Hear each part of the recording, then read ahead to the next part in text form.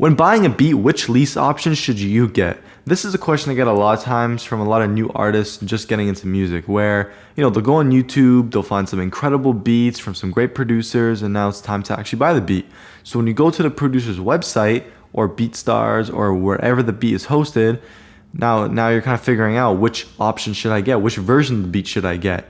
And usually there's going to be 3 or 4 different options from the cheapest to the most expensive. And that's what I'm going to break down for you guys right now to let you guys know what I think you should get. Okay, so number 1, on the cheapest end, you're going to be looking at the MP3 version of the beat, and it's usually going to be around $25.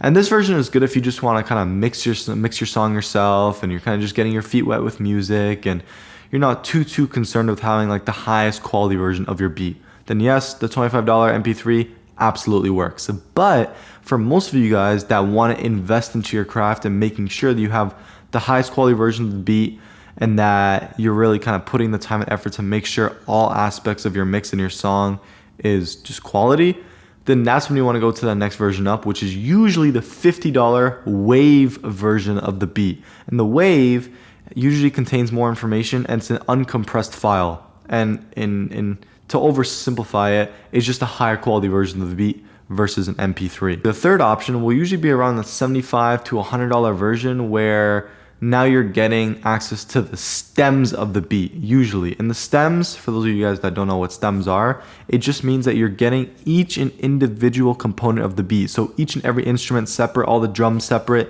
and it'll allow your engineer to like mix the beat with the song as well. And so they get to tweak the guitar, tweak the melody, tweak the drums, tweak everything, right?